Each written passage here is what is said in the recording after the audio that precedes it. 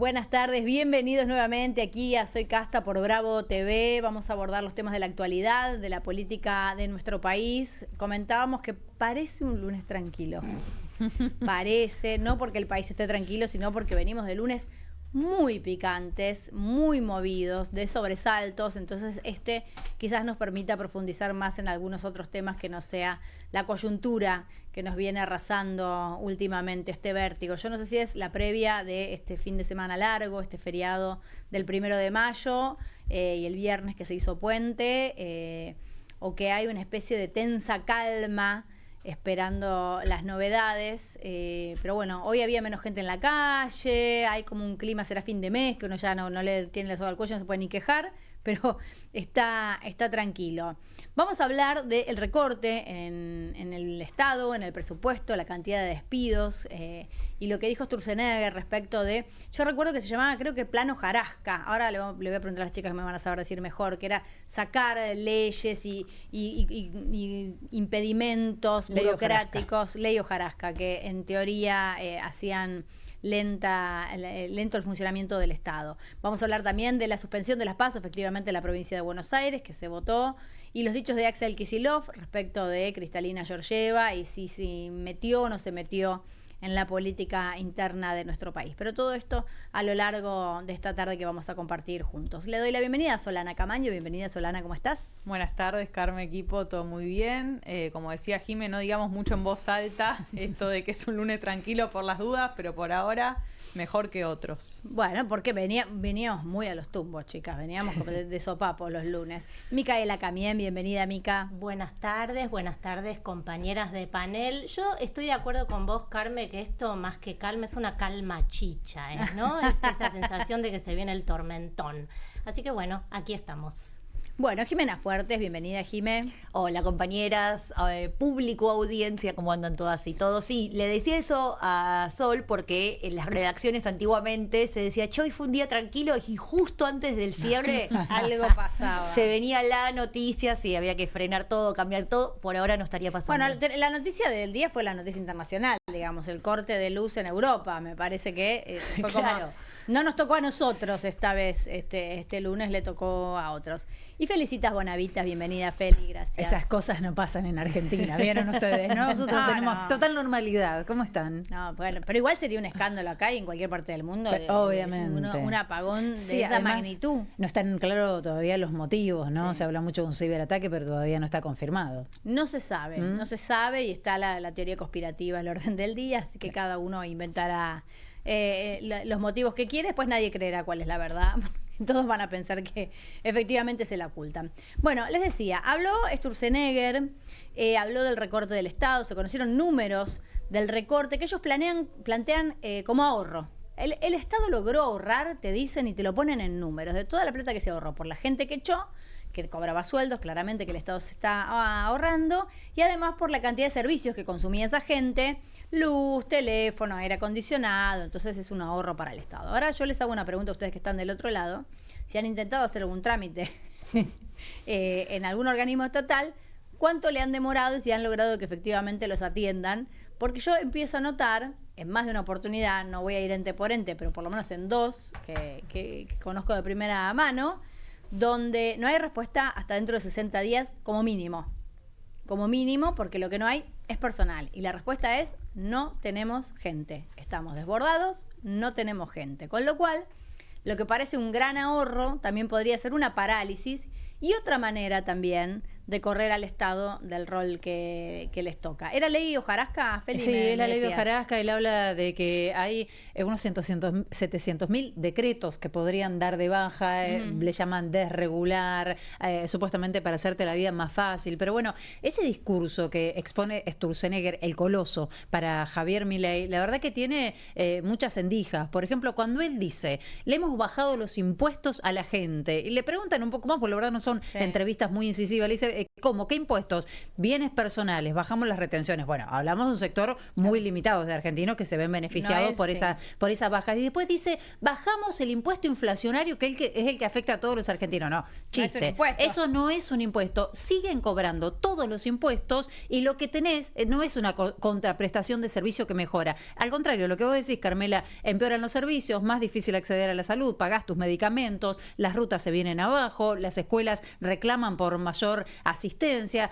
en fin, siguen cobrando los impuestos. Llevaron adelante el mayor ajuste de la historia y el Estado se cae a pedazos. Es que me parece que ahí está la trampa, porque llamarle ley hojarasca, que es como todo lo que sobra, lo que no sirve, que quedó obsoleto. Me acuerdo que en su momento daban el ejemplo de no, pero ya no se usa más sombrero, ¿para qué vamos a regular una moda? Esto vos decís, estás dando un ejemplo viejo, adrede, Pero porque en realidad lo que querés hacer es frenar. No molesta, digo, si quedó caduco, nadie va a ir a recurrir a ese decreto. Es decir que se gasta dinero en sostener una burocracia que es inútil, pero en realidad lo que están escondiendo es no solo lo que nosotros vemos en la primera línea como ciudadanos cuando vamos a hacer un trámite, como por ejemplo, no sé, se cerraron un montón de dependencias del ANSES, se cerraron un montón de dependencias del correo, dejando pueblos y ciudades aisladas en el territorio larguísimo que es Argentina, sino además, para mí, por lo pronto, lo que yo estoy viendo, sobre todo a partir de la información que salió ahora de el ARSAT,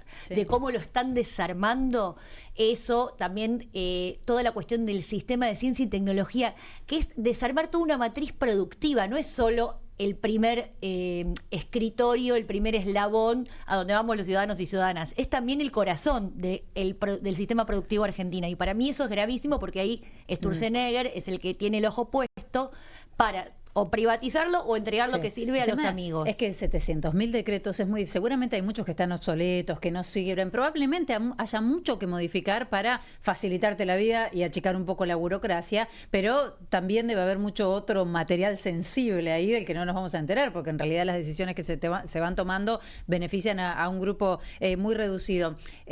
Habla Sturzenegger de que la motosierra, digo lo cínico del mensaje, la motosierra sacó de la pobreza 10 millones de personas, dice Federico Sturzenegger. Cuando esto es totalmente objetable porque estamos repasando cada uno de los derechos que se ven vulnerados cuando hay un vaciamiento en áreas muy sensibles del Estado. Y les voy a mencionar una, chicas, que hoy estuve viendo y que tenemos que prestarle atención, y es lo que está pasando con los frigoríficos y con el SENASA, porque vieron que hubo, por ejemplo, inspecciones que llevaron adelante por parte de México en frigoríficos que proveen a México, exportan a México en estas últimas semanas, encontraron irregularidades en esos controles. Después hay una discusión con respecto a si estaban muy quisquillosos o no los que venían a hacer ese tipo de inspecciones. Lo cierto es que dejaron de exportar, hay despidos en Azul, podría haber despidos en La Pampa, y muchos señalan que lo que está sucediendo es que como el SENASA está vacío, se relajan los controles y empiezan a pasar estas cosas. O la ANMAT también, que empezaron a querer desregularla, que es la que controla los medicamentos que consumimos todos y todas. O sea, eso es lo que quieren sacar. La desregulación te la venden como algo positivo, cuando en realidad lo que están haciendo es dejarnos a los ciudadanos y ciudadanas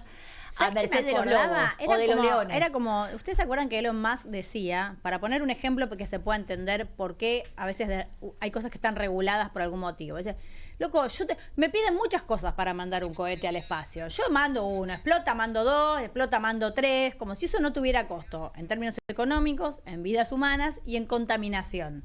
Es decir, sale caro mandar un cohete porque a vos lo que te pide un Estado que tiene mínimamente responsabilidad es tratar de cubrir lo mínimo para que no vuele por el aire y no experimentar y viendo hasta ver cuántos se caen para ver cuál es el que funciona, porque te ahorraste los controles y las medidas de seguridad. Total, ese no chocó. Entonces, no le pusimos el freno, pero ese no chocó. Hace una semana fue noticia que una torre de control aéreo en Santa Fe no tenía gente.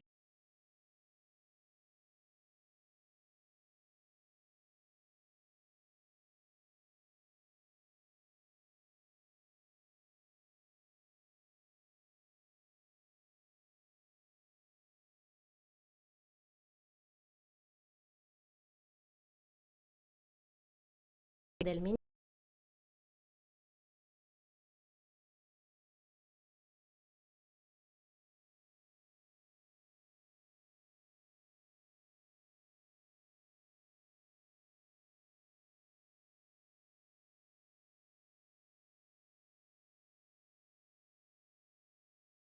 ministro.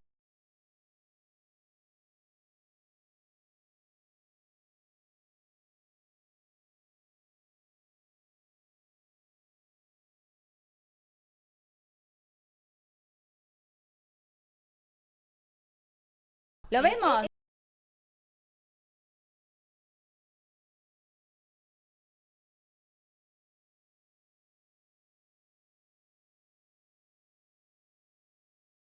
Lo tendremos Sí. que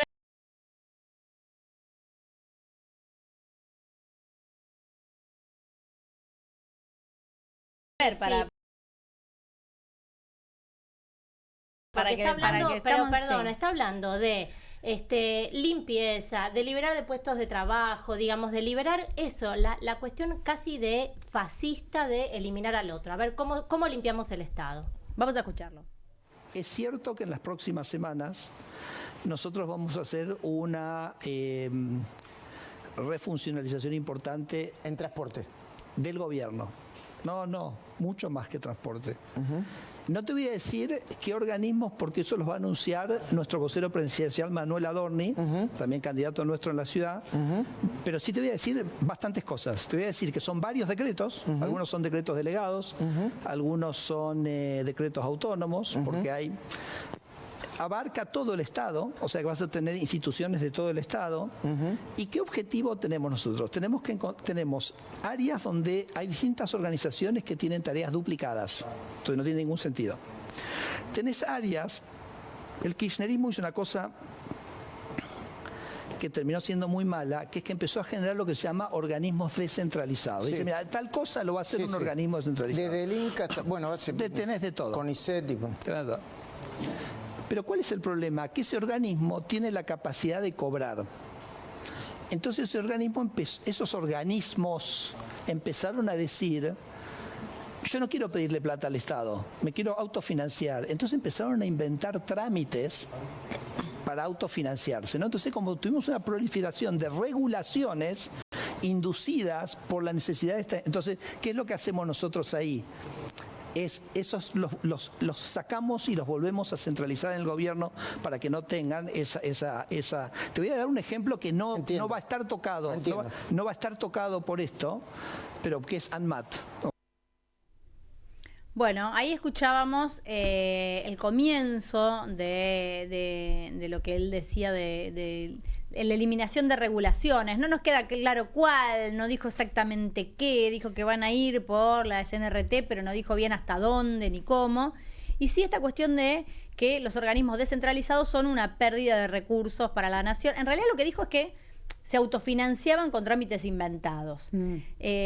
Ustedes saben que nosotros tenemos un país muy amplio, muy diverso, digo, y siempre hemos hablado, inclusive acá en el programa, y hemos hablado con algún que otro libertario o liberal respecto de lo importante de descentralizar, de que Obvio. no se atienda, Sí. que viste que Dios existe pero tienen capital, que no se atienda todo de un solo lugar con una sola mirada, que no contempla las particularidades Pero de los cada que venimos lugar. de las provincias lo sabemos perfectamente, Carmen, porque por ahí quien vive en Buenos Aires no entiende qué significa que te cierren una sucursal de ANSES en una localidad o un correo, el correo en alguna localidad que no tiene otros organismos y quizás quienes viven allí tienen que viajar 200, 300 kilómetros para hacer algún trámite por la jubilación o para cobrar la jubilación o para ir al médico, para ir a vacunarse. De hecho, sucede y sucede bastante. Lo que pasa es que esas condiciones empiezan a empeorar. Y además, qué mejor que esos organismos generen sus propios mecanismos de financiamiento, Claro. ¿no? O sea, ¿qué te molesta que el Inca recaude a través de la venta de entradas para ver películas? ¿No estaba bien Es recaudar con el paradójico. mercado? Sí.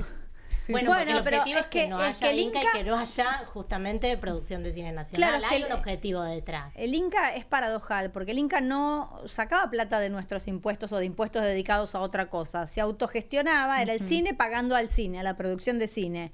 Y tampoco les viene bien, porque ahí es donde me parece que se les cae el argumento y se les mezcla. Esto Bueno, de pero centralizar una cosa, pero descentralizar otra, que Pero se lo hacen con autofinancien, consenso.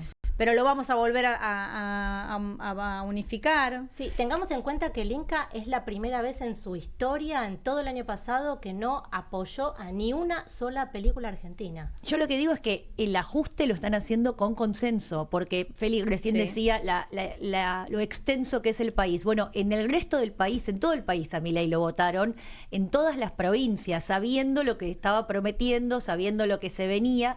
Y yo creo que en eso lo que tendríamos que poder leer es una crítica no a la magnitud o el tamaño del Estado, sino el funcionamiento. Lógico, había un desde montón ya. de cosas que no estaban funcionando bien, Desde un ya. montón de hospitales públicos no estaban funcionando bien. Bueno, y la primera línea, esa que decimos, lo primero que nos llega, sobre todo la salud y la educación, que es algo que también empezó a estar en debate dentro de los sectores populares, de algunas maneras un poco más estridentes, otras no tanto, pero no estaba funcionando bien. Bueno, pero ahí hay una línea interesante de Mariana Mazzucato, italiana, que escribió el libro El Estado Emprendedor, que habla de que el Estado, lejos de ser una estructura burocrática, opresiva, inerte, puede tener un rol importante en la inversión de un montón de innovaciones tecnológicas y que de hecho lo ha tenido a lo largo de la historia. Claro. Cuenta el ejemplo de Apple, de que Apple no se hubiese podido desarrollar sin el apoyo del Estado estadounidense. Habla de nuevas alianzas entre el sector público y el sector privado. Entonces me parece que hay que apostar hacia ahí, ¿no? Hacia un nuevo Estado. Bueno, Cristina viene hablando de una nueva estatalidad eficiente y también con alianzas con el sector privado, pero no es sin Estado. Digo, para dimensionar, están hablando de más de 40.000 despidos en el sector público gracias a la motosierra, el propio gobierno nacional, ¿no?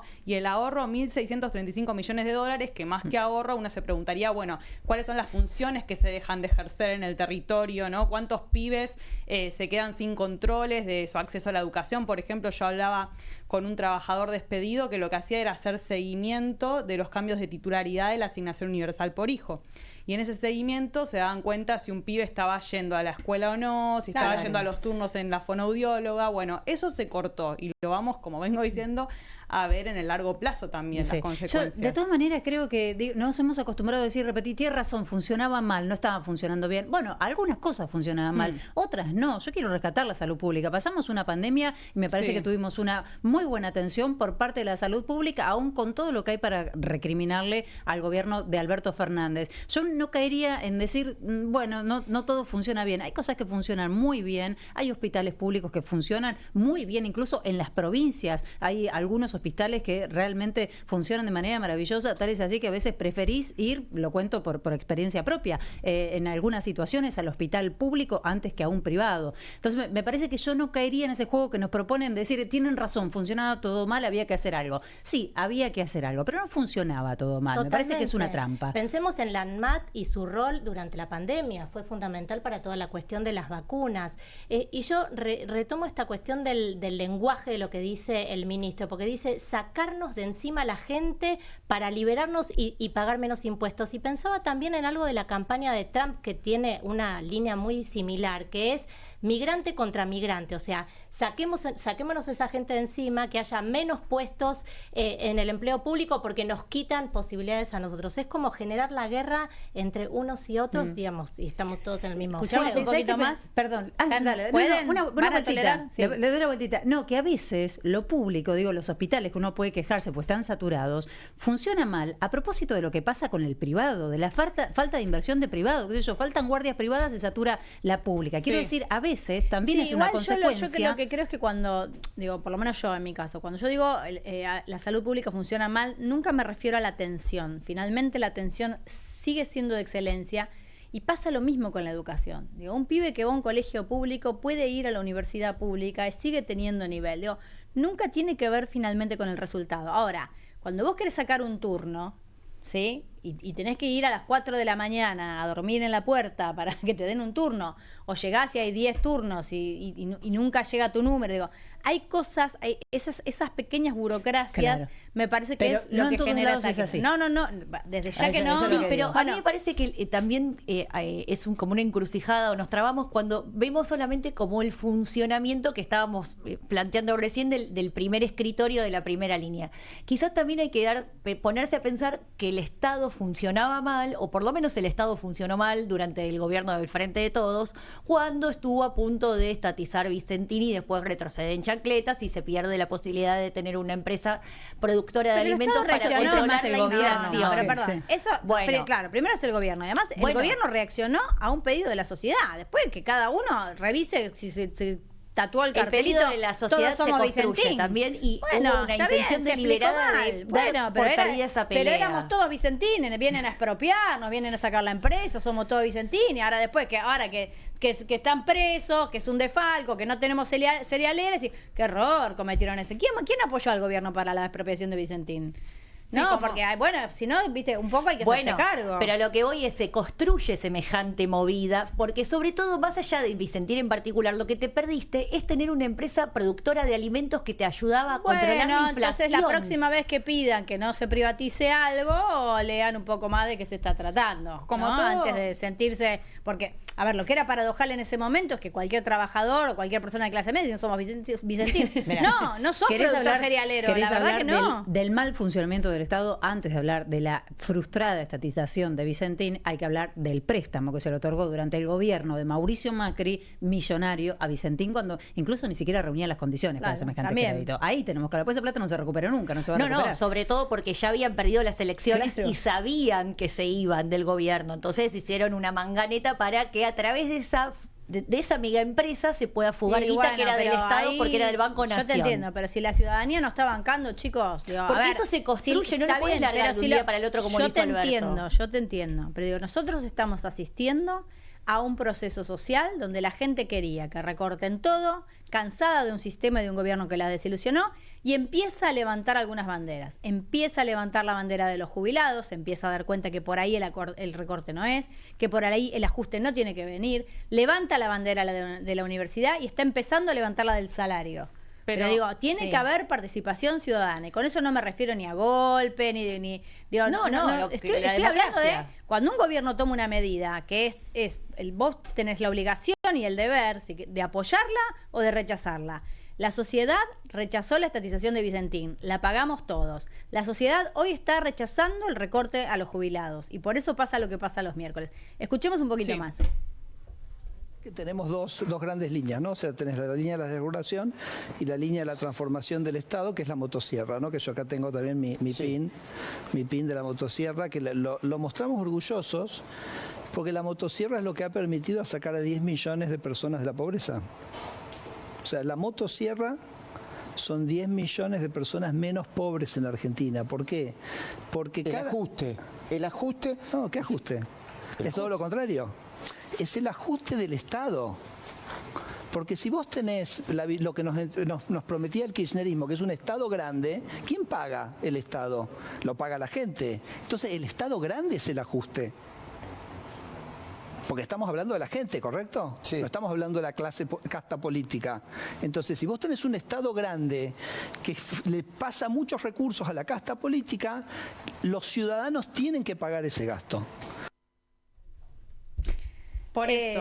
Me ¿Qué hacemos? Estamos riéndonos, digamos. Yo digamos quiero la decir verdad. algo. Es Falta nos que da termine, risa. falta que termine ahora no, pero ya lo vas a entender, como dijo Patricia, porque Majul sí. dice, el ajuste, dice, no es ajuste. ¿Qué ajuste? A mí me gustaría que den entrevista con gente que pregunte todo bien con Majul, pero parecen esos perritos que viajan en el auto que dicen que sí, así que no dejan de mover la cabeza. Importa, Mira, lo importante es que dé la entrevista sí y que importa, hable, porque sí yo no importa. necesito que me conteste. Con lo que contó alcanza Sí. porque todos nosotros podemos analizar cuál es el tipo de política y cuanto más tranquilo está en la entrevista, más cuenta. Pero por eso me quedo con lo que dijo Feliar.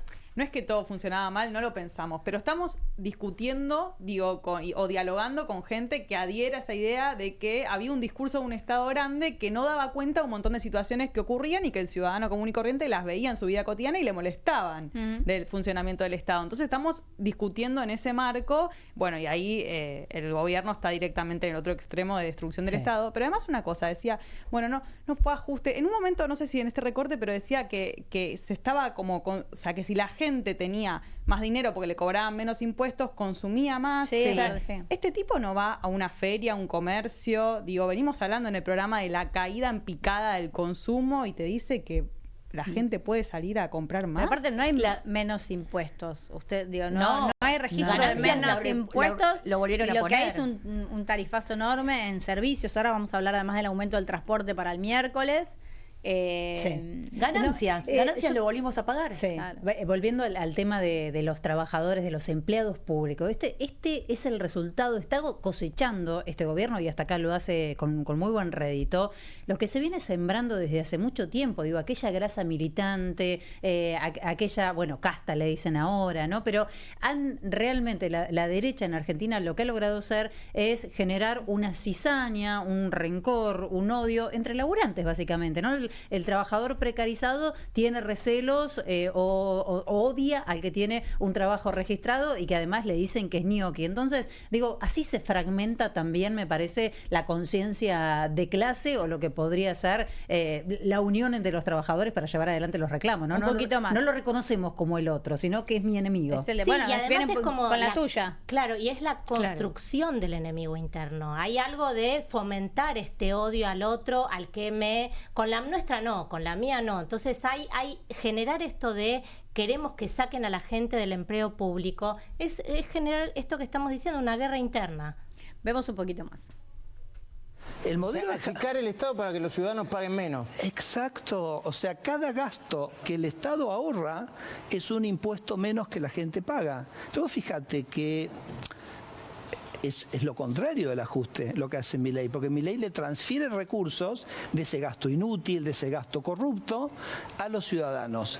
Él el primer año baja el gasto público 5 puntos del PBI, quiere decir que bajaron los impuestos. ¿Qué impuesto fue el más importante que bajó, Javier? ¿El impuesto país? El impuesto país fue un impuesto muy importante, pero él bajó uno muchísimo más importante, que es el impuesto inflacionario. Lo hace adivinar, pobre. Es que no me ríes, aquí Y lo hace- no lo sabemos hace- si reírnos o Lo llorar. hace meter la pata, porque Majul lo quiere ayudar. Dice, esta sí la tengo. Porque la otra estudié. La otra la dije, no ¿el era impuesto ajuste. país? Me equivoqué. Pero es Estudié, el pero impuesto no me país. acuerdo. No, papá, es lo que paga la gente que compra afuera. No está ayudando a la ciudadanía que más lo necesita. No. Bueno, pero a ver. Porque La me gente parece que... cuando alguien te dice, che, bueno, ahora vos estás pagando menos impuestos. Y No.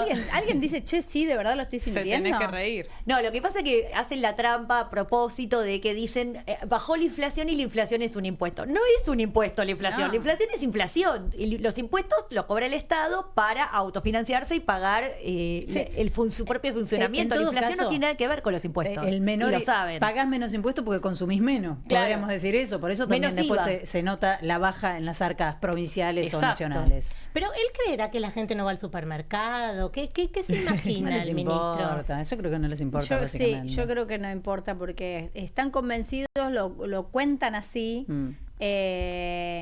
y finalmente responde a alguna demanda en algún sector, porque si no, no pasaría de largo, ¿entendés? Sería un escándalo. Yo creo que hay algo de eso. Chicos, Te digo, le costó a Sturzenegger estuvo Majule, involucrado. le costó pegarla. Sí, Le estuvo costó involucrado en pegarla. el mega canje, ya lo conocemos a Sturzenegger, no Y es un personaje sobreseído nuevo. encima. ¿Sobreseído cuándo? En el año 2016, cuando recién llegaba Mauricio Macri. Pero aparte, perdón, y si hubieran bajado los impuestos y todos nosotros sintiéramos un alivio en nuestro bolsillo a costa de endeudarnos otra vez en 20 palos con el fondo, no es negocio, es decir, Sí. voy, saco un crédito, me dan 20 millones de dólares, me los gasto toda una semana y digo, estoy mejor económicamente. te no, hermano, ajustaron. lo tenés que pagar, en algún momento lo tenés que Te pagar. ajustaron en la magnitud que te dicen, te siguieron cobrando impuestos, te quitaron un montón de Sí. beneficios o de prestaciones y además nos endeudamos Te con el fondo. endeudaron. ¿A dónde está toda esa plata? No la estamos viendo. Bueno, es que no hay plan, no hay una idea de decir, bueno, hacemos esto y después llegamos a este final feliz. Acá es como el eterno vamos viendo y le van poniendo, viste que le ponen número a las fases, supuestamente. Ahora ahí estaríamos La en la 3. fase 3. Sí, es como Star Wars, porque este hombre es fanático de Star Wars y piensa en eso, esa es su forma de pensar, Perdón, ¿no? ¿quién Dice, es el fanático? este hombre, Sturzenegger. Sturzenegger, y piensa así, viste, esta es la película 1, después viene la 2, y esto es un país, señor, se supone que tenés que tener un programa, un plan de desarrollo, de decir, bueno, con esto y esto vamos a mejorar como país. Y lo único que te saben decir es, bueno, cuando lleguen las inversiones de energía, minería, y así todo, cuando llegó Petronas, se terminó yendo por el espamento que hizo Milei, que no quería que se instalara en la provincia de Buenos Aires, ahí en Bahía Blanca, y quería que se instalara en Creo que Río se fue Negro, y se terminó por yendo. varias cosas más, además de eso, ¿no? Nadie viene a invertir en la Argentina. Bueno, semejante cuadro institucional como es el RIGI, que poco menos te besan los pies si venís a Argentina, y no viene nadie, no tienen cómo seguir mostrando una inversión en Argentina, no lo están haciendo. Lo que pasa es que paradójicamente tenemos al FMI Estados Unidos apoyando de una manera impresionante. Entonces, entre eso y la construcción de este relato, entendemos muy claro que hay un objetivo político que es llegar a octubre y bueno, y después vamos viendo. Y vieron que del Che Milei de Cristina pasamos al Che Cristalina. Sí, era hora. Bueno, ya que introducimos el tema de Che Milei, Che Cristalina, el gobernador de la provincia de Buenos Aires va a denunciar la intromisión de Cristalina en estos dichos donde dijo que ojalá que Argentina no desvíe su rumbo.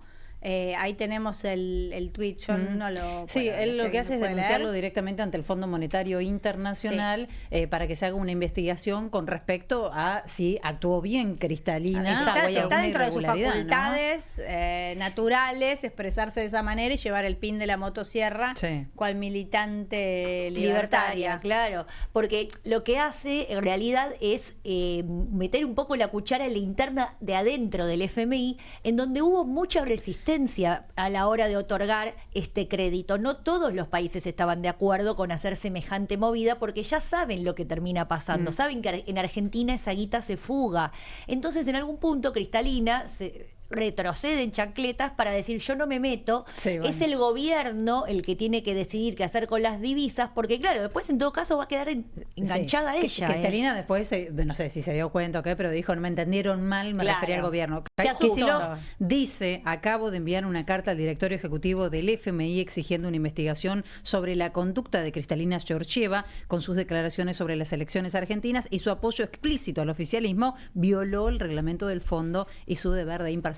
Es Axel Kicillof por un lado, hay otro proyecto de los socialistas, está Esteban Paulón también, denunciando lo de Cristalina y como decíamos, hoy también Cristina Kirchner salió a marcar esta irregularidad. ¿Qué decía Cristina? ¿Alguien tiene el tweet de ahí? Yo acá tengo algunas frases. Por ejemplo, en un momento dice, un genio tu economista de la motosierra, señora del fondo. O dice, la inversión pública cristalina, esa que ni a vos ni a tu banda le gusta. Y te aviso algo, Cristalina, tarde o temprano el pueblo va a volver.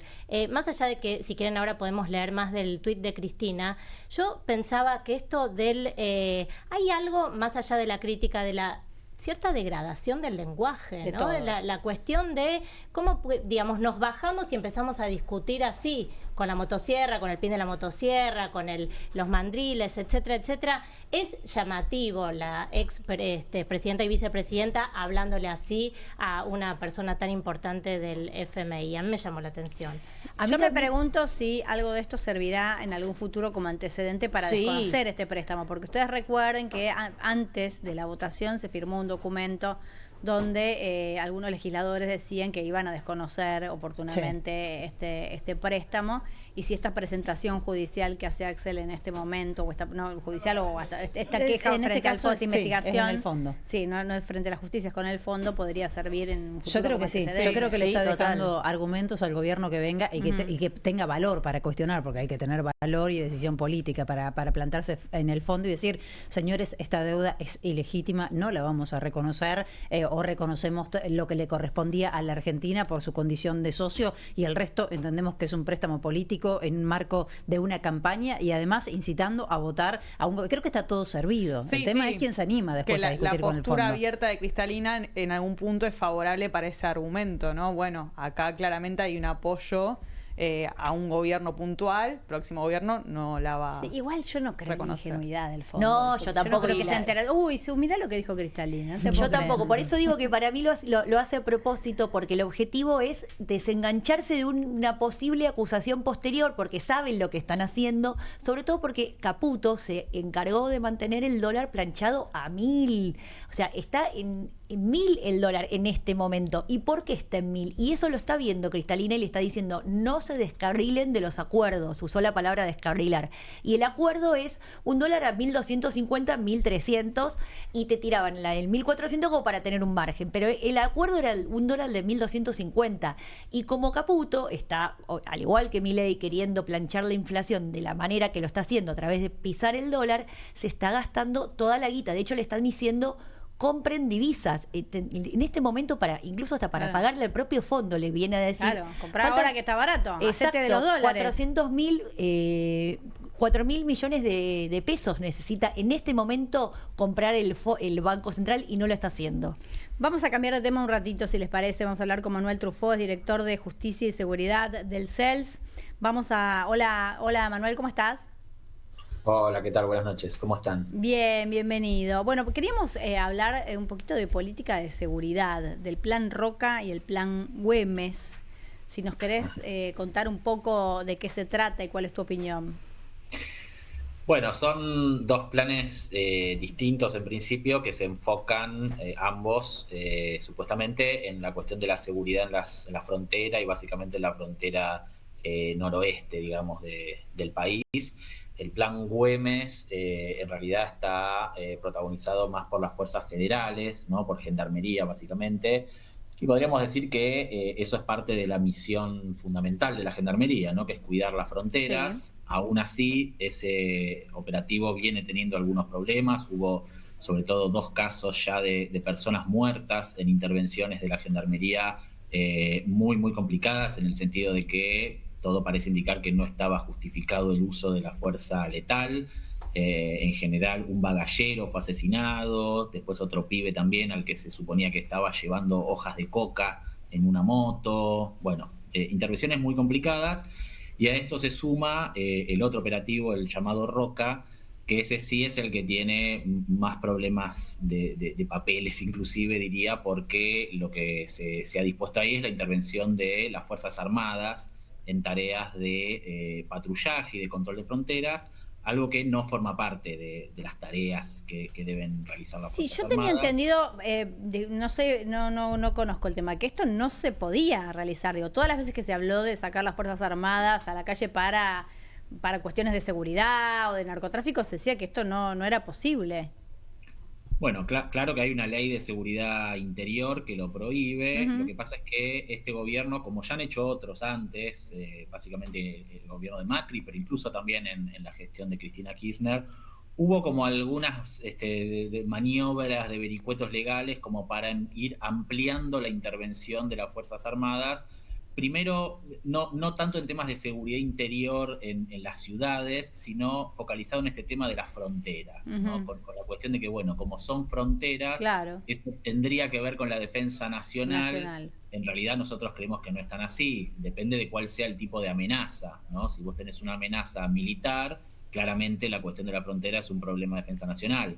Si tu amenaza es el contrabando, bueno, ahí es más dudoso que el elemento militar te sirva o tenga algo para hacer en esa problemática. Pero de todos modos, el gobierno ya viene desde el año pasado preparando el terreno para esto, con distintas resoluciones, diciendo que, bueno, una amenaza de crimen transnacional, como puede ser una banda de contrabando, también es una amenaza a la defensa. Bueno, cambiando un poco los conceptos, digamos, como para poder estirando el concepto. Y tengo una pregunta y después quiero que pregunten acá mis compañeras.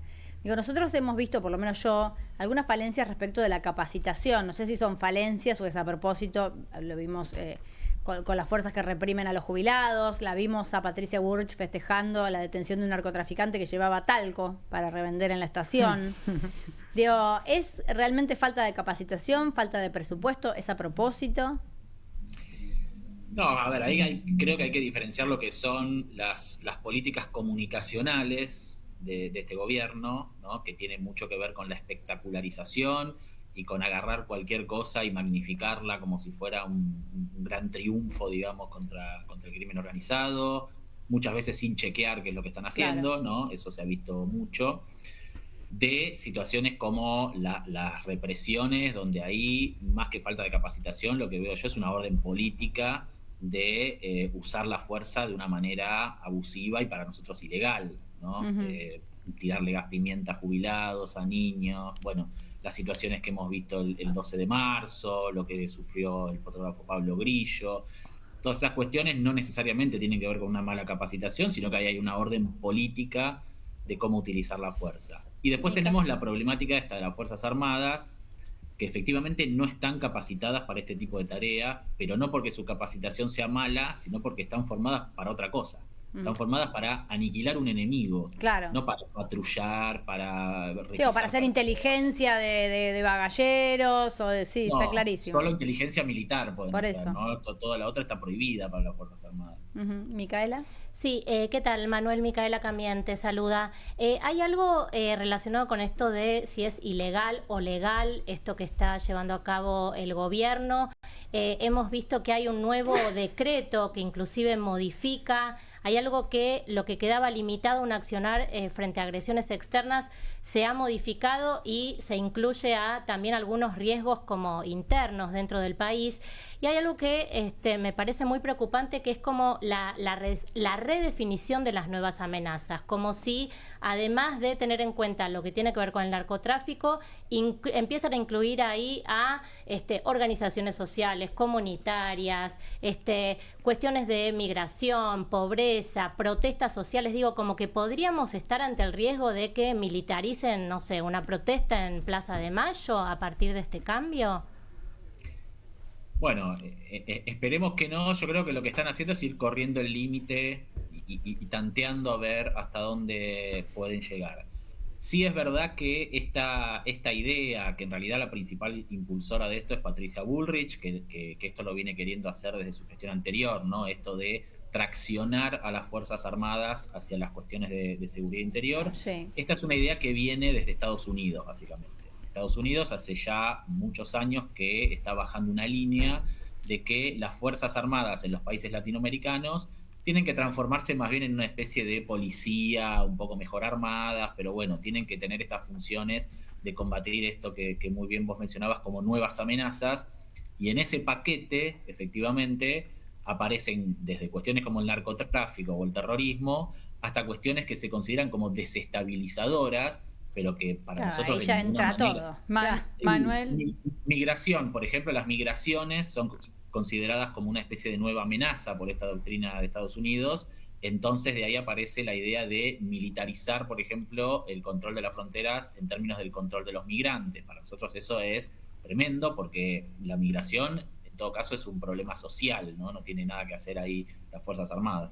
Manuel, ¿cómo estás? Sorana Camaño te saluda. Quería preguntarte qué ocurre con las reglas de empeñamiento que en la resolución del operativo Roca aparecen de carácter reservado y son, corregime si me equivoco, las que guían específicamente el accionar de las Fuerzas Armadas, que dicen cuándo se puede intervenir, cómo, en qué casos. ¿Se puede ocultar esta información por parte del Estado? ¿Cuáles serían las consecuencias de que no sepamos específicamente? Bueno, ese es uno de los puntos más graves de la resolución que se conoció la semana pasada del Ministerio de Defensa. Efectivamente, las reglas de empeñamiento son algo así como qué es lo que puede hacer y qué es lo que no puede hacer el ejército, en este caso las Fuerzas Armadas, en una misión específica, hasta dónde puede llegar, qué es lo que se le está pidiendo. Y efectivamente, cuando hay una situación de conflicto bélico, tiene sentido que estas normas de empeñamiento sean secretas, ¿no? Por la cuestión de que, Claro, bueno, no es bueno adelantar. que el enemigo conozca cuánta gente tengo, qué es lo que puedo hacer, qué orden les estoy dando. Eso tiene sentido. Ahora, están haciendo una intervención en temas de seguridad interior, no están en una guerra.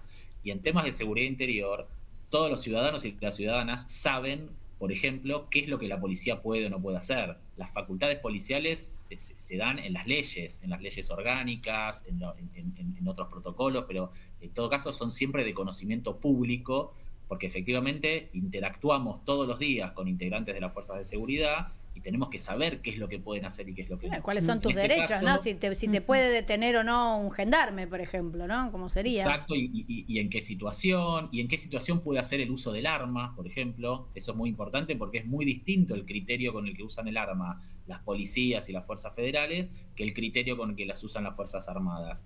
Entonces, ¿qué es lo que se le está diciendo? ¿Se le está diciendo a las Fuerzas Armadas que ahora usen las armas con un criterio policial? Claro. Bueno, no lo sabemos porque eso efectivamente es reservado. Bien, hay mucho, perdón, Manuel, que no sabemos. La ministra, según dijo Francos, tiene una reunión en Londres. Ahí me encantaría saber qué fue a hacer Patricia Bullrich, que de Italia se fue a Londres. Pero te estaba escuchando, Manuel, y pensaba preguntarte, porque nos preguntábamos aquí el otro día al aire, ¿qué pasó con esa supervisión que hizo un juez a partir de una presentación de ustedes, que creo que era del año pasado, sobre el protocolo de Patricia Bullrich en una de las últimas movilizaciones de los jubilados? ¿Qué observó el juez? ¿Qué sabemos? Bueno, esa fue la manifestación que el juez fue a observar, fue justamente la manifestación posterior a la del 12 de marzo, Claro. cuando fue ese desborde represivo. Cuando no Fue pasó la nada. manifestación del 19 de marzo, donde hubo un operativo completamente diferente. Claro. No se aplicó el protocolo antipiquetes, las fuerzas de seguridad estaban detrás de las vallas. Estaba no la tuvieron- CGT, que no es menor, ¿no? Estaba la CGT, había más No, gente. pero era multitudinario, era obvio, o sea, era Claro. otro plan. Exacto, y las fuerzas de seguridad no tuvieron ningún contacto con los ¿Y manifestantes. por qué no volvió el juez otro miércoles? Porque al miércoles siguiente de esa marcha volvió a haber incidentes y el miércoles pasado otra vez hubo incidentes. Para nosotros es importante que el juez tome nota de esto, porque en realidad esto, como bien decían, se da en el contexto de una causa más larga, que es la que nosotros venimos llevando para que se declare inconstitucional ese protocolo, ¿no? Ujú. Entonces, para nosotros es importante también que el juez vea que ese protocolo además se aplica arbitrariamente. Hay días que Pero se te hago una aplica, hay pregunta, días que ¿cómo no. se hace? Claro. Porque yo te escucho y suena tan de sentido común, che, o sea, juez, fuiste el día de la excepción y es obvio, Exacto. o sea, estaba muy, muy claro esa situación. ¿Por qué no fue al día siguiente? ¿Por qué, digo, cómo funciona? Sí, por eso digo, en realidad el juez fue ese día para ver cómo funcionaba el protocolo y no se aplicó. Y En entonces, realidad, ¿por qué no volvió un día juez- que sí? Claro, este juez en esta causa en particular no está cumpliendo una función de proteger las protestas, por así Ajá. decirlo. Eso también se viene pidiendo muchas veces, Claro. en general a través de habeas corpus que se hacen antes de las protestas, y eso el Poder Judicial lo viene rechazando sistemáticamente. No quiere cumplir el Poder Judicial una función de protección de las protestas. Claro. Este juez fue a ver otra cosa. Y ahora... ¿Eso a quién le efectivamente, tocaría? ¿Al juez de turno? Digo, yo Sí, presento al un juez habeas de corpus turno. porque ahora este Claro. miércoles, por ejemplo. Y sí, a un juez de turno, no a este juez del Fuero Contencioso Administrativo, que en realidad lo que debería estar estudiando es si el protocolo se adecua o no a lo que dice. Perfecto, ya entendí. Hay una cosa del marco general y otra de cada manifestación en particular. Jimé. Exacto, pero a la vez lo que sucede en cada manifestación en particular es importante para que este juez termine tomando una decisión en relación con el protocolo, ¿no? Manuel, te hago una pregunta puntualmente por cómo cayó esta decisión adentro de las Fuerzas Armadas, sea a partir de una nota que salió en Clarín y sobre todo por algunas declaraciones de exfuncionarios del área, que cayó mal y que hay preocupación porque, claro, si llega a haber algún hecho que puede terminar en judicialización, las Fuerzas Armadas, los individuos, la persona que actuó, queda escrachada penalmente. Queda el nombre y el apellido del oficial o la oficial, como bueno pasó con el asesinato de Rafael Nahuel o también como fue con la muerte de Santiago Maldonado y que bueno en su momento Patricia Bullrich se cargó al hombro diciendo bueno no quiero tirar ningún gendarme por la ventana. ¿Hay preocupación ahora, digo, más allá de este artículo periodístico que lo expresó, pudieron tener contacto con alguno de los integrantes? Nosotros no tenemos contactos directos con integrantes de las Fuerzas Armadas, pero sí ha circulado que existe malestar. Yo diría por dos cuestiones. Una es esta que bien mencionás, de esta idea de que no hay una protección judicial suficiente para este tipo de intervenciones, que vuelvo a recordar además, tampoco la sociedad sabe de qué se trata Claro, esas ¿hasta dónde? intervenciones, ¿no? Porque son reservadas o secretas. Y el otro punto de malestar tiene que ver con que, bueno, a los militares tampoco les gusta que los manden a hacer tareas policiales básicas, ¿no? Como patrullar, por ejemplo, porque, nada, están formados para otra cosa, estudian para hacer otra cosa, su vocación tiene que ver con otra cosa. Entonces, sí, hay malestar en las fuerzas con estas decisiones y sobre todo con un poco la desprolijidad que siempre rodea Claro. este tipo de operativos. Ya había pasado lo mismo en el gobierno de Macri, cuando habían mandado en aquel momento a integrantes de las Fuerzas Armadas a hacer patrullas conjuntas con gendarmes, pero los militares no llevaban armas. Claro. Entonces, lo que hacían era acompañar a los gendarmes a mirar qué pasaba, digamos, en la frontera, lo cual no tiene ningún sentido, ¿no? Entonces, bueno... Porque esa falta Bullrich de- le había propuesto una ley, pero ahora le dejaron una ley te protege más. Ahora le dejaron apenas una resolución ministerial. O sea que estaría pero- todavía... Sí, esa ley de todos modos era en principio para las policías, ¿no? Porque tenía que ver con las intervenciones, con ampliar la idea de legítima defensa en las intervenciones policiales en la persecución del delito. no es que se habló de alguna ley específica para las Fuerzas Armadas, etcétera. Entonces, digo, quedarían cubiertos de la manera que están cubiertos o descubiertos los policías, ¿no? Pero sí, son como dos fuentes, creo yo, de malestar dentro de las Fuerzas Armadas. La última, dale, Mica. Vamos con la última, Manuel. El ministro de Defensa, Luis Petri, hoy un poco atajándose ante las novedades que tuvimos al respecto, salió rápidamente a decir primero que había en la Argentina un sesgo ideológico contra las Fuerzas Armadas y una especie de cancelación contra las Fuerzas Armadas, y también dijo, no sé por qué se sorprenden si el gobierno de Estados Unidos hizo esto mismo en el mes de enero. Por otro lado, sabemos que hay alguien acá en este momento del Comando Sur de Estados Unidos que piensa viajar a la base naval de Ushuaia.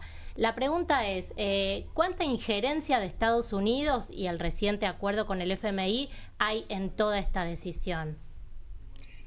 Bueno, en principio me parece ridículo como argumento decir que porque lo hizo Estados Unidos lo deberíamos hacer nosotros. En realidad Estados Unidos habrá tomado esta decisión ahora con Trump, pero históricamente Estados Unidos es un país que tiene absolutamente diferenciada lo que es la esfera de la defensa de la esfera de seguridad, y las Fuerzas Armadas tienen prohibido operar en suelo estadounidense, salvo que exista una situación crítica de invasión bélica, etcétera, ¿no? Entonces, me parece que eso no es un argumento.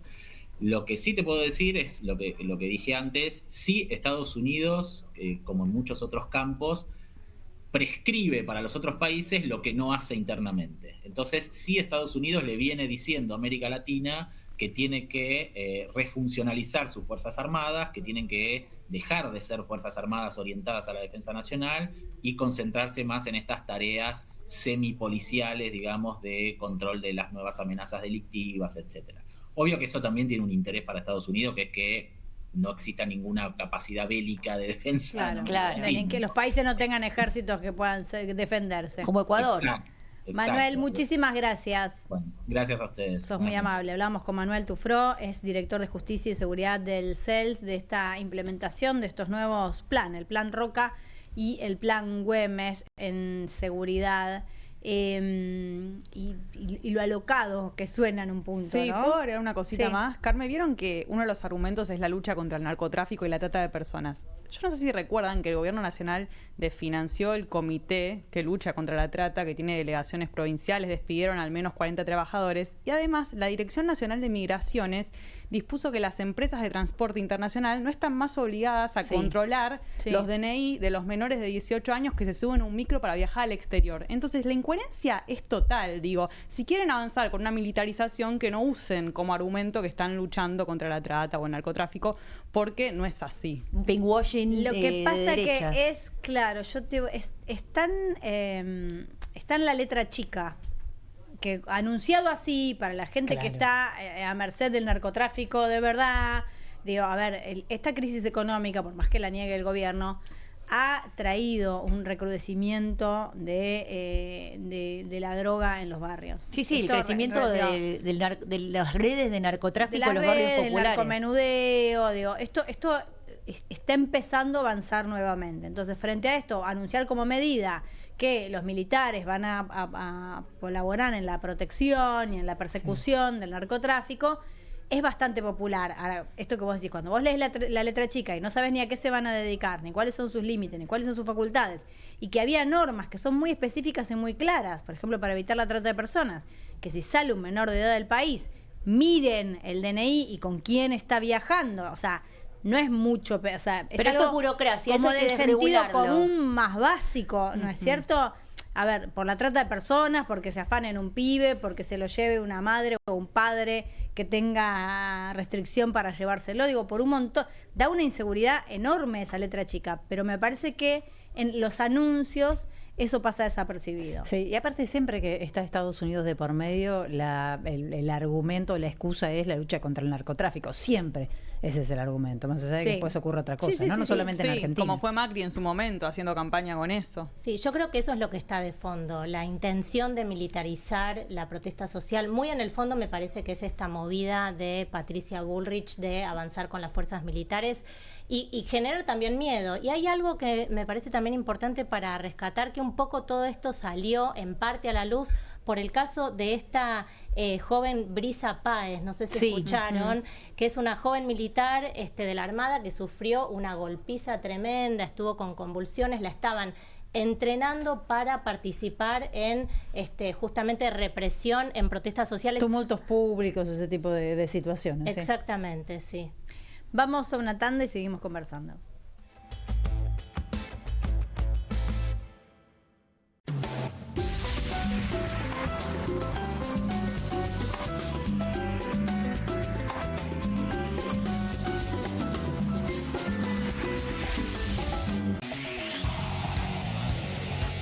Comunistas, con la conducción de Juan Di Natale. Una mesa de intelectuales analiza la realidad del país en profundidad.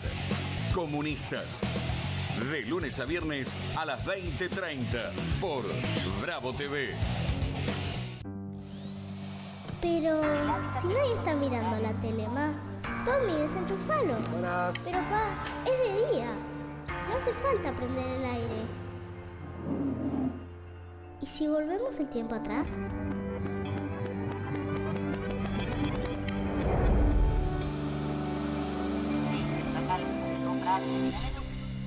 Sí. Pequeños cambios hacen una gran diferencia.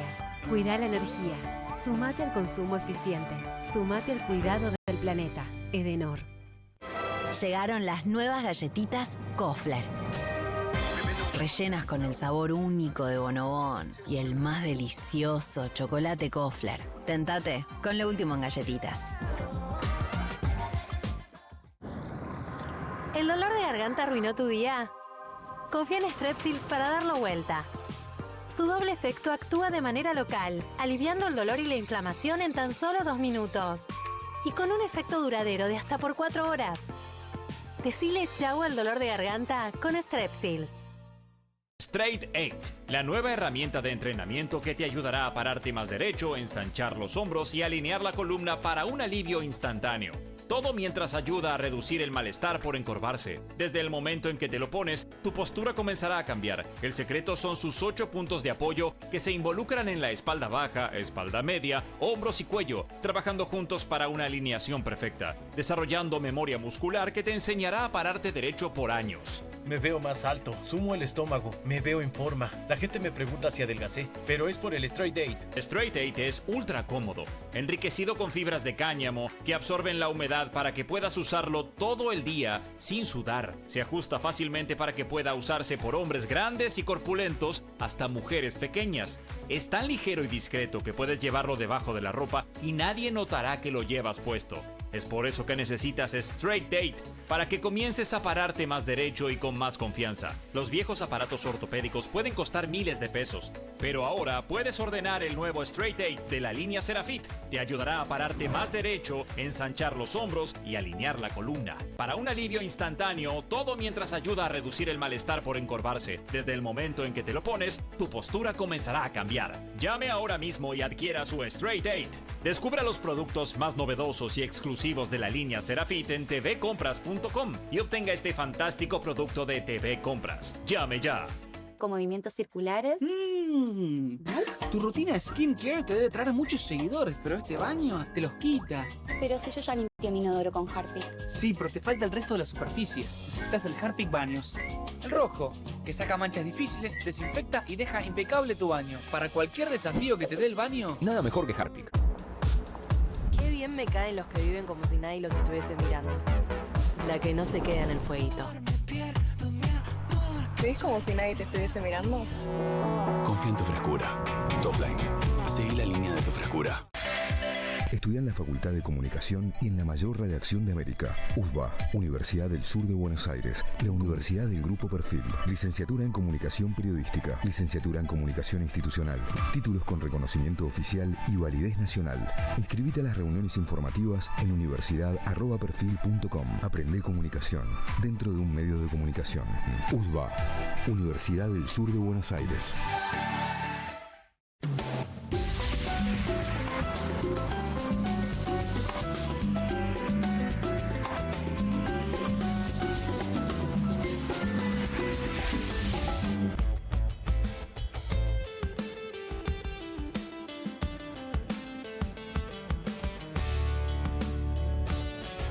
Continuamos aquí en Soy Casta hasta las 8:30 de la noche. Bueno, vamos a abordar un tema doloroso, dolorosísimo. Es el tema de los aumentos que se vienen esta semana, chicas. Aumentos, mira que agárrense había... fuerte. Bueno, Pero si porque como la estaba gente bajando pero porque la gente está saliendo de la pobreza. Sí. Entonces, como La justo ya está economía saliendo, ahora pueden repuntó. pagar. Pero aparte, 10 gracias a la puntos. motosierra. Ya podés pagar más, pasó? ¿entendés? Porque ahora tenés más, entonces bueno, ahora podés pagar. Entonces vas a pagar el aumento del transporte, por Claro, ejemplo. para empezar. Eso es dolorosísimo. Sí, el la verdad que colectivo, sí. sobre todo, es dolorosísimo. ¿Ves? Porque Ahí van a es tener un inevitable. aumento, casi el 6%. No es para todos los transportes igual. Ustedes saben que los colectivos que están en capital o en provincia no son los mismos que tienen el mismo régimen, que son nacionales, los que pasan de un lugar a otro. Es muy difícil saber, chicos. Y una parte se toma el que te lleva más rápido, el que pasa primero, ¿no? La verdad que finalmente...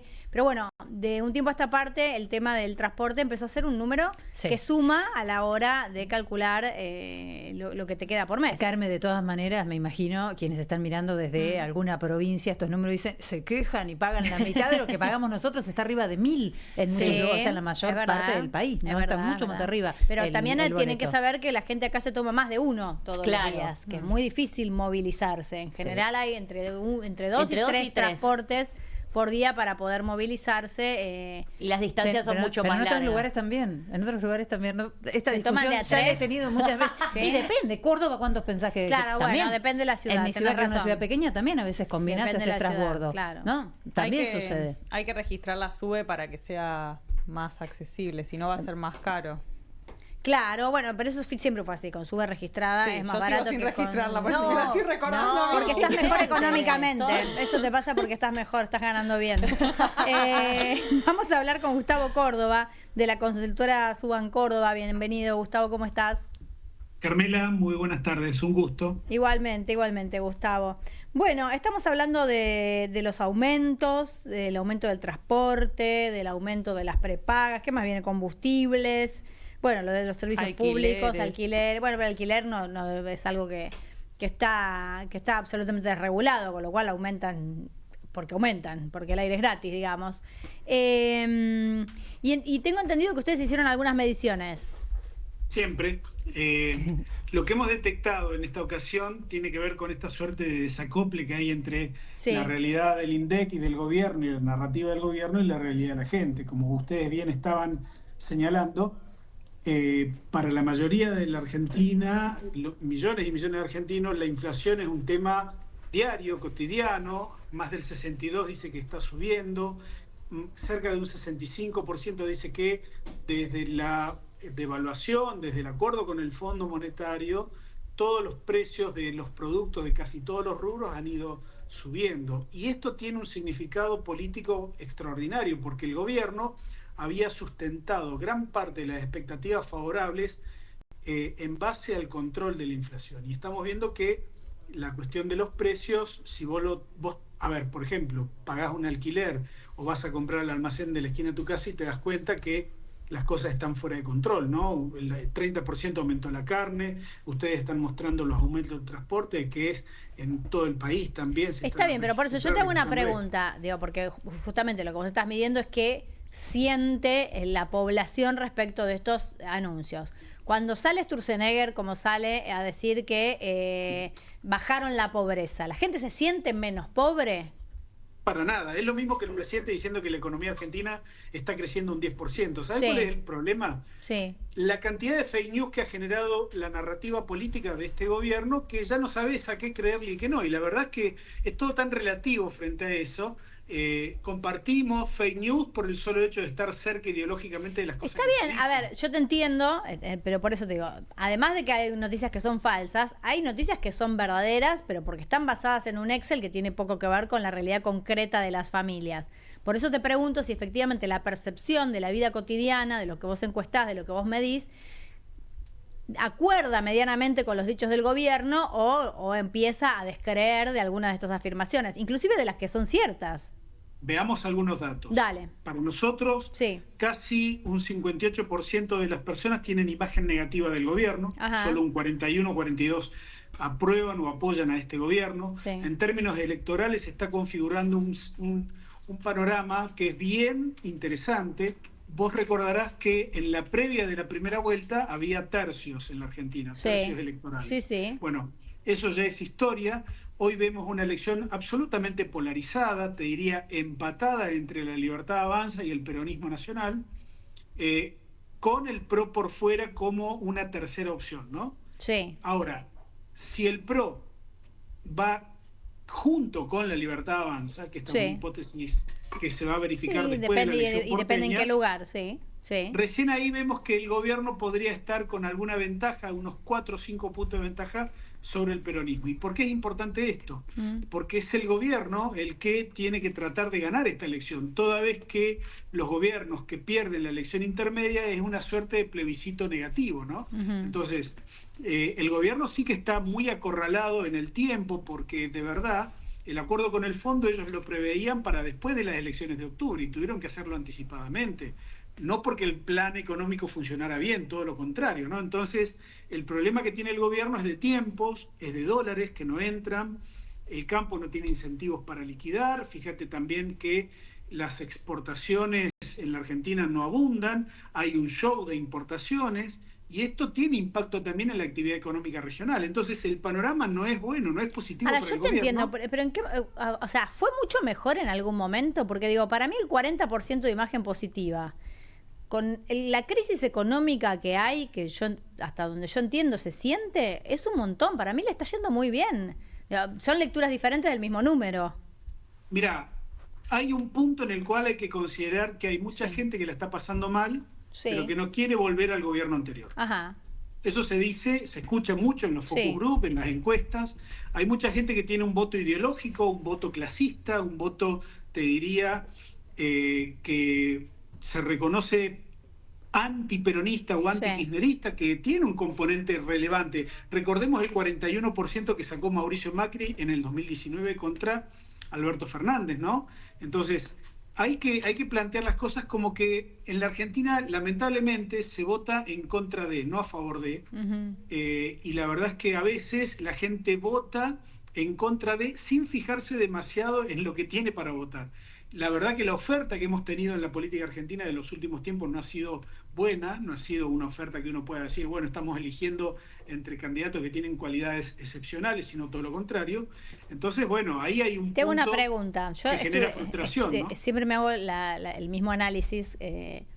Si la gente finalmente a la hora de votar, cuando estás ahí solito en el cuarto oscuro, votás con el bolsillo o votás con el corazón. A mí la respuesta en general me dice que uno vota con el corazón. Justamente vota por odio, vota por amor, vota por el anti, muchísimo más que con la cabeza. Digo, ha pasado históricamente con empresarios ricos que hicieron fortunas con gobiernos peronistas y así todos siguen votando en contra del peronismo. Adhiero a eso, ¿qué poder, eso que decís es así. ¿Qué magnitud de influencia crees que tiene la situación económica? Cuando vos le preguntás a la gente, ¿usted está mejor, peor, o cómo cree que va a estar el año que viene? Y después te contestan el voto. ¿Se sostiene eso, que vota más lo que siente que lo que le pasa en el bolsillo?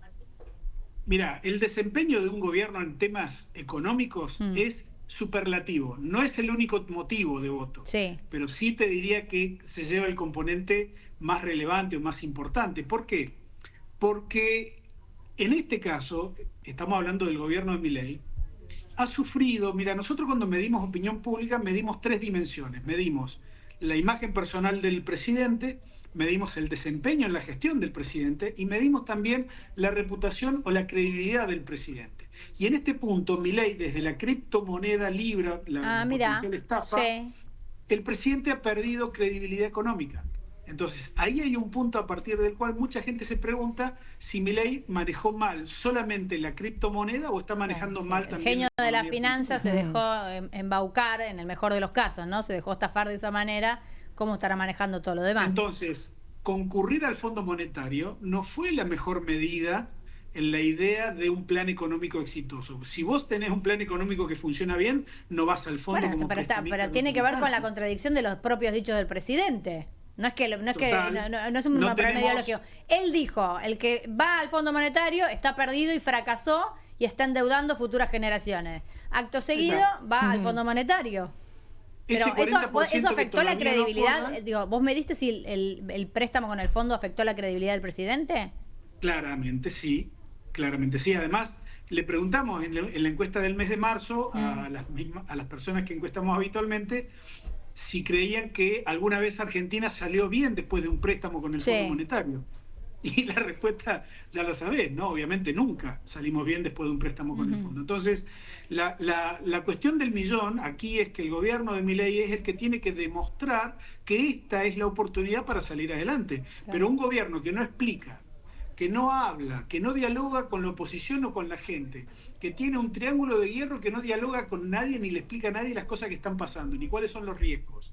Fíjate que el acuerdo con el fondo fue secreto, no nos enteramos hasta que ya estaba firmado. Sí, desde ya. Entonces, en un momento en el cual la comunicación de los gobiernos es un tema trascendental, tenemos un presidente que solamente habla en entrevistas amañadas, una secretaria general de la presidencia que nadie le conoce el pensamiento político, ni digo el tono de voz, y un asesor que es el que toma las decisiones políticas, que funge como el dueño político del gobierno, que tampoco le conocemos el pensamiento político. Entonces, fíjate vos, los tres que manejan el gobierno, nadie sabe qué están pensando. Gustavo, Jimena Fuertes te saluda, ¿cómo estás? Hola, Jimena. Tenía la duda, ¿no? A partir de esto que plantea recién Carmela, de que un 40% es un número que, es verdad, se puede leer como un número alto de apoyo, sobre todo en las elecciones de segundo término, que siempre suelen ser complicadas para los oficialismos. Ahí, ¿cómo analizás vos el rol de la oposición? Porque hasta ahora venimos hablando de Milei y cómo le dan los números a él. Ahora, la oposición y sobre todo los chisporrotazos que hubo dentro del peronismo bonaerense, ¿están en condiciones de disputarle imagen, disputarle intención de voto o también están con sus achaques personales? Tres cosas que son importantes a mi criterio. La primera tiene que ver con que los últimos 5 que ganaron las elecciones intermedias no ganaron después las presidenciales. Es decir, que esta es una elección difícil para todos, ¿no? Es una elección rara, porque solamente la tenemos nosotros y los Estados Unidos. Ahora, yendo a tu pregunta, te diría, es muy importante para la oposición entender que en la percepción de la ciudadanía, y esto lo preguntamos en esta encuesta que acabamos de presentar, la gente percibe que la oposición no tiene un plan económico alternativo al de Milei. Y esto es determinante. Claro. No hay hacia dónde ir, no hay hacia dónde mirar. A ver, porque ¿sabés cuál es el problema? La frustración es acumulativa. Digo, si la gente que votó a Milei se frustra y el resto de la sociedad que no lo votó tampoco tiene en quién confiar, bueno, vamos encaminados a un problema de magnitud, de frustración. Pero no crece la izquierda. ¿Por qué no crecen los partidos chicos? Porque digo, yo te entiendo lo que vos decís, ¿no? Pero bueno, si un país entero se animó a votar a Milei, que era un experimento, ¿o no? ¿Por qué no hay más fragmentación en partidos chicos? Porque es muy difícil, no es tan simple ganar elecciones. Son momentos históricos en los cuales, a ver, Milei ganó sin partido político, ganó sin dirigencia, ganó sin siquiera recorrer la Argentina. Sin funcionarios, sí, claro. Sí. Digo, y eso lo estamos viendo ahora, el grado de improvisación. Ahora voy a la última parte de la pregunta que me parece relevante. Los partidos políticos tienen vida interna. Sí. La democracia interna de los partidos políticos a veces es mal enfocada. Es cierto que los partidos políticos debieran ser menos transparentes en sus peleas internas, pero no es malo que tengan disputas por el liderazgo, no es malo que tengan disputas por ver quiénes son los que conducen. Ahora, la democracia argentina es una democracia muy joven, con un recorrido muy corto aún, y yo creo y espero que el resto de los partidos políticos tengan vida interna. Dicho esto, yo creo que hoy el peronismo es alternativa. El problema es que no tiene plan económico. Ese es el dilema. A ver, si a mí me firman que el peronismo tiene lo que un plan pasa es que no hay un antiinflacionario, plan económico en elecciones intermedias, porque no va a ser gobierno. O sea, no puede, ¿qué vas a bajar la inflación desde dónde? ¿Del Congreso? No, pero a ver, el peronismo tiene materias pendientes de las cosas que no pudo hacer cuando fue gobierno. Desde ya. Había 4 años, 3 fuerzas políticas que integraron el Frente de Todos y nunca pudieron ponerse de acuerdo para tomar decisiones. Entonces, evidentemente el peronismo, para aspirar de vuelta a gobernar la Argentina, tiene que resolver varias cuestiones, no solamente quién conduce, sino además tener un plan, ¿no? Básicamente. Gustavo, ¿cómo estás? Aquí Solana Camaño. Te quería preguntar si tienen algún análisis hecho sobre la pérdida o no de apoyo por parte del gobierno en términos de género, sector socioeconómico, edad. El gobierno se mantiene muy sólido en torno a el voto varones menores de 35 años. Ese es su fuerte. Sí, yo te diría que en la Argentina de hoy, si vos haces un corte en los menores de 35 años, si sos mujer es probable que seas antimileísta, y si sos varón es altamente probable que seas libertario. Qué difícil va a ser conseguir novio, Gustavo. Dios, favor, para las chicas jóvenes, qué desgracia. Porque ya era difícil de antes, ¿no? Ese es un temón para otro programa. Porque al desencuentro general, más las redes sociales se le agrega la fractura ideológica por edad. Además, la política tradicional no entiende a los jóvenes. Esta es otra cuestión, es muy adultocéntrica. Pretenden que los jóvenes actúen como los adultos y la verdad que no lo son. Bueno, pero eso venía... Sí. No, que eso venía siendo jóvenes... así ya desde antes en la campaña. ¿Hubo algún pequeño movimiento? No. Todo yo igual. veo que la política tradicional no está haciendo el esfuerzo de ayornarse, de entender los formatos digitales. Tal cual. Y la verdad es que son los sectores juveniles los que terminan definiendo, porque son, a pesar de que son un porcentaje menor del padrón que tenemos, los que realmente van a votar sí que imponen condiciones y hacen ganar o perder elecciones. Entonces, la política tiene que entender esto. Los jóvenes no están en los medios tradicionales, están en las redes sociales, pero hasta que la política entienda cómo funcionan las redes sociales, miren... Ya pasó otra elección, otra presidencia. Bueno, la Libertad Avanza lo entendió cómo funcionan las redes sociales y entendió que su gran caudal de votos son los varones jóvenes. A mí me parece interesante porque ustedes son una consultora que viene haciendo este análisis y este foco de la brecha de género, y justamente un poco en la misma línea que recién te preguntó Solana. Te quería preguntar si esta brecha la ves que se mantiene, si se amplía, si son cada vez más las mujeres de distintas edades que están en contra del gobierno. ¿Cómo ves esa situación o se mantiene desde la campaña? Sí, Paola Suban, que es mi compañera y es además mi socia, ella tiene una tesis que está desarrollando que es que el género es predictor de voto en la Argentina de hoy. Así que sí, claro. Claramente. Y les diría que el ataque a las políticas públicas respecto a los jubilados también ha hecho que sectores de mayor edad cambien la posición y fueron votantes de Milei y hoy se han pasado al bando opuesto. Hay un clima opositor mayoritario, lo que sí hay que decir, y esto lo digo con todas las letras, todavía ese clima de opinión mayoritario en la Argentina no tiene representación política concreta, ¿no? La fragmentación opositora también es una realidad que juega a favor del gobierno nacional. Entonces, yo diría, la economía es el factor que nos puede permitir entender lo que va a venir en octubre. Por un lado, si la economía se mantiene igual o mejora un poco, podemos ver un gobierno que va a tener un andarivel de votos de entre 40 y 45 puntos. Ahora, si esto no sucede y tenemos una economía con mucha turbulencia, y yo creería que el gobierno va a estar entre 30 y 35 puntos. Gustavo, muchísimas gracias. Al contrario, buenas tardes, buenas noches. Buenas noches ya. Gustavo Córdoba de Suban y Córdoba, la consultora. nos contaba un poquito lo que vienen midiendo. Para mí sigue siendo una barbaridad de imagen positiva del 40. Y les quiero decir a todas ustedes y a mis compañeras y a vos que estás del otro lado, a vos mujer que estás del otro lado, está en tus manos. Total. Claro, porque pensaba eso. Está en tus manos. O sea, la estrategia es tratar de hablarle y convencer a esos varones, o ya hay que soltarlos y decir, bueno, yo creo que siempre hay que hablarle. esperanza y hay que Siempre hay que entender, hay hablarle. que empezar a ver cómo incluirlos, aunque sea algunos. Pero va a llevar tiempo. Varón esa menor de estrategia. 35, votante de Milei, hay que ir a captar a otro lado. El diálogo hay que tenerlo siempre abierto. Acabamos de pasar una semana de más papistas que el Papa, que decía que hay que apostar al diálogo. Voy a decir algo que va contra todo lo que hemos luchado las mujeres en términos de chicas adoctrinar jóvenes varones menores de 35 años. Me parece muy importante las madres a volantear, que vuelvan las calzas, no sé. Las madres de mujeres, de varones sobre todo. Entregué todas mis banderas. Las reuniones. Y en la Total. campaña se hablaba de las tías de Bullrich. Hay todavía muchos segmentos de mujeres que apoyan esto. Así que también hay que ir a buscar ahí. No, pero sí creo que me parece que hay que incorporar a todo el mundo.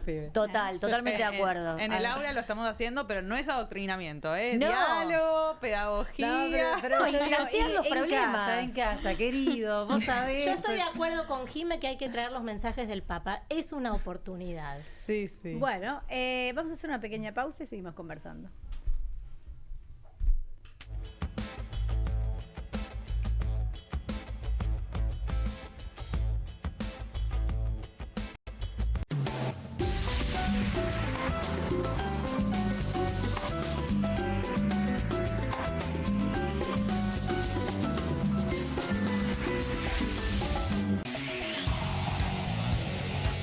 Comunistas, con la conducción de Juan Di Natale. Una mesa de intelectuales analiza la realidad del país en profundidad. Comunistas, de lunes a viernes a las 20:30 por Bravo TV. 1, 2. Bueno, dale, arranca. ¡Pará! ¡Mike! Van a hacer el video con el inodoro con manchas de sarro. Pero si siempre uso lavandina. Eso no lo remueve. ¿Por qué no probás limpiando con Harpic? Que llega a los rincones más difíciles, eliminando por completo el sarro y desinfectando. ¡Vamos! Para cualquier desafío que te dé el inodoro, nada mejor que Harpic. tiene las nuevas Mogul Jelly Beans. Ah, vos querés las nuevas Mogul. Jelly beans. Sí, las... Jelly beans. Esas. Míralas. Obviously. Nuevas Mogul Jelly Beans. Pedilas como quieras, pero probalas. Las casas usan diferentes perfumes. Eligen oler a café en la mañana, a veces a ropa recién lavada y otras a madera. Pero cuando quieren oler a limpio, eligen Prosenex. Sentí el perfume de la limpieza. Prosenex. Limpieza que se siente. Llegaron las nuevas galletitas Kofler. Rellenas con el sabor único de Bonobón y el más delicioso chocolate Kofler. Tentate con lo último en galletitas. Qué bien me caen los que viven como si nadie los estuviese mirando. La que no se queda en el fueguito. ¿Ves como si nadie te estuviese mirando? Confía en tu frescura. Topline. Seguí la línea de tu frescura. Hola, soy Katy Michelle con mi nueva Red Copper Square Pan. Es sartén, asadera, molde para horno, olla para pastas y mucho más. Sus paredes altas evitan salpicaduras en las hornallas. Su diseño cuadrado le brinda hasta el doble de espacio de cocción para acomodar más comida. Gracias a su cubierta de cobre, puede resistir los castigos más duros. Estos anillos de cocción de aluminio aseguran que el calor se difunda homogéneamente para que no haya zonas de recalentamiento. Caramelos derretidos pegoteados, no en esta olla. Esta olla reemplaza todo el resto. Llame ahora y tenga su Red Copper Square Pan con tapa de vidrio templado a un precio increíble de presentación. Recibirá el recetario de Katy con platos y postres fáciles. Cada Red Copper Square Pan viene con mi garantía. Téngala en su hogar y le garantizo que le gustará tanto como a mí. No querrá perdérsela. Les aseguro, garantizado. Llame en los próximos 15 minutos y recibirá la canasta de fritura. Además, el accesorio para cocer verduras al vapor o asar un pollo entero. Llame ahora mismo y adquiera su Red Copper Square Pan by Eternity. Pregunte por el juego de cuchillos de 3 piezas para hacer juego con sus sartenes por un pequeño adicional. Son súper afilados y resistentes. Corta una naná como si fuera manteca. El cuchillo fileteador pela el pescado en un instante y pica cebolla súper rápido. Descubra los productos de cocina más novedosos y exclusivos de la línea Eternity en tvcompras.com. Aproveche esta oferta y obtenga este fantástico producto de TV Compras. Llame ya.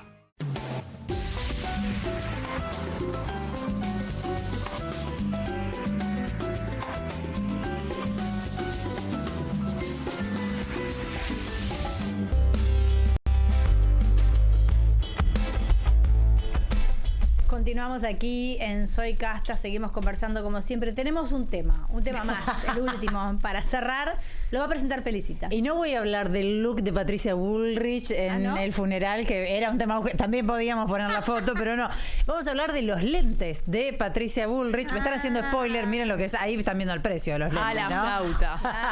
Los lentes. Sí, bueno, es que gracias a la baja de impuestos. Ustedes saben que fue polémica que ella siguió paseando. Ahí la estamos viendo en la Fontana di Trevi, paseando. Pero esos lentes Ray-Ban que tienen puestos son unos lentes bastante particulares. Ven que tienen como un puntito así, como una suerte de sensor. Miren, son los lentes que hicieron con Meta. Sí, son inteligentes, digamos. Ah, por eso salen eso. Por eso salen eso. ¿Cuántas jubilaciones mínimas tenés ahí? 4 por lo menos. Inteligencia. Bueno, sirven para varias cuestiones. Estaba viendo que una de las últimas actualizaciones que tiene es que viene con un auricular incluido. No se le alcanza a ver si lo tiene puesto ahí Patricia Bullrich. Pero, por ejemplo, te puede traducir. Vos escuchás en italiano y te traduce a tu idioma. Vos le pedís cualquier idioma que escuches y te hace la traducción. Pero además podés tenerlo conectado a todas tus redes sociales de Meta. ¿No? Podés tener incluidos ahí ver mensajes, etcétera, y podés pedir información. ¿Los ves en la pantalla? Exactamente. Y podés pedirle información acerca del mundo que te rodea. Ves muy cerquita. ¿Cómo lo ves en la pantalla? Que yo me acuerdo de haber leído la noticia hace un par de meses, cuando esto se presentó, y yo pensé que no iban a salir a la venta porque algunos decían, che, qué poca privacidad podés tener, porque vos podés buscar a la persona. De esto que haces de stalker en las redes sociales lo podés hacer mientras mirás a la persona. Supuestamente. Es Black Mirror. Sí, te iba a decir lo mismo. Sí, forma parte de Black Mirror. Bueno, pero más allá de la función de lo que es parte de nuestra realidad, ¿no? Es lo que viene. Sí, lo oneroso de los lentes, porque le preguntaron allá por los jubilados, le preguntaron por el gaseo a los jubilados, y ella no habla mucho del tema, obviamente defiende la actuación que llevan adelante, pero bueno, 4 jubilaciones mínimas tenés ahí, ¿eh? Bueno, vieron que yo estaba con lo de las gafas de realidad virtual, ahí está, que decía, el gobierno viene viendo la realidad que quiere ver, como si tuviese lentes, bueno, los tenían, efectivamente. Quizás ella ve a los jubilados. De verdad. Los jubilados que están protestando, quizás ella lo ven otras y consumiendo, no sé, vaya a saber, ¿no? Bueno, es todo una distopía. A mí de todas maneras no me llama tanto la atención al precio. Si no es además una especie de chivo fenomenal, también un producto. Yo decir que fue la cercanía de Javier Milei con estas empresas también, ¿no? Con el titular de Facebook. Digo, si habrá sido quizás se lo mandaron, no sé. Claro, vos decís que puede ser parte de una campaña publicitaria. Puede ser, ¿por qué no? Estaría peor eso, porque no pueden, siendo funcionarios, recibir dádivas. Está prohibido, ¿cierto? Que eso existe. Espera, perdón, estoy suponiendo, no estoy diciendo. Por eso digo, cualquiera de las dos cosas son un mal escenario. Bueno, entonces mientras miraba la Fontana de Trevi iba leyendo los diarios. Bueno, vieron que también la criticaron por ir a la Fontana. ¿Qué piensan de eso? ¿Por qué la criticaron? Porque se fue a pasear. Porque está amortizando el pasaje. Bueno, pero quería estrenar los anteojos. Ya fue, ya gastó, estaba ahí, por lo menos que lo disfrute. Lo que pasa es que supuestamente si es un viaje por un duelo para los argentinos y más, quizás irse a recorrer, hacer un poco de turismo, claro, no dicen que daban la este viaje. próxima comitiva viajan todos con los anteojitos, viajan todos juntos, la comitiva argentina. Bueno, pero no sé si estaba muy triste Patricia con lo del Papa. Y medio que el Papa le había gritado, le dijo, estás gastando más plata en reprimir que los jubilados. En gapimiento. Tal vez quería menos mal que no vio los lentes del Papa, gastar sus lágrimas. Bueno, chicas, muchísimas gracias. Nos volvemos a encontrar mañana. Espero que sea otro día tranquilo como hoy. Buenas noches, Juan, ¿cómo estás? Buenas noches, Carmela, ¿cómo va eso? Muy bien, excelente. Me alegro mucho, que tengan una gran semana. Muchísimas gracias. Bueno, ¿qué tenemos para hoy? Nosotros estábamos contentos porque estaba medianamente tranquilo el día. No explotó ninguna bomba, que ya es un montón. Sí, ya hay que agradecerlo, es mucho. Estaba siguiendo con atención lo de los anteojos de Patricia Bullrich, porque hay unos anteojos muy buenos que tiene el mono de Capanga, que te sacan fotos. Supongo que serán estos mismos que está usando Patricia Bullrich. Y deben ser los inteligentes, sacan fotos a lo que ves. Claro, claro, sí, por supuesto. ¿Y cómo le hablas? Porque a mí me da medio loquita. Yo ya estoy mayor y yo ya hablo sola. Sí. Lo único que me faltaba es ir por la calle con lentes y foto, saque foto arriba, foto del perro. Sí. Yo tengo mucho miedo que me lleven. No, bueno, pero te va a contestar. Hay tanta gente hablando sola por la calle ahora, Carmela. Viste que todos hablamos con nuestros auriculares. Bueno, la gente que habla de verdad sola está disimulada por todos los que están hablando con dispositivos, en realidad. Claro, ¿no? bueno, me voy a poner unos lentes raros para que crean que hablo con los anteojos, entonces. ¿Por qué no? ¿Por qué no? No está mal. Interesado estoy también en el punto de qué está pasando con el amor entre los sub-30 o los alrededor de 30 años, ¿no? Qué difícil. Estábamos hablando acá que hay una marcada brecha de género en las simpatías políticas. O sea, hay mucho votante de Milei, varón sub-35. Sí. Y no así mujeres sub-35. Con lo cual, al lío que es, a la dificultad que implica conseguir pareja en esta época, Juan, se le agrega el conflicto ideológico. Sí, totalmente. Es un problema, ¿no? Bueno, porque ¿se puede intimar sin hablar de política? Es pregunta.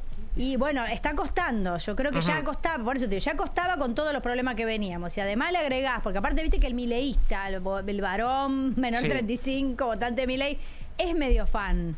¿Entendés? Entonces, medio fan en algún momento sale, fan de Milei, fan del recorte, fan del ajuste. Sí, de la motosierra. De la motosierra, te saca la motosierra y te corta la mesa, sí, ¿viste? No es excitante, no es excitante. Claro, te mata la libido eso, ¿no? Sí, está complicado. Es raro, la libertad es libre y es complicado. Yo creo que las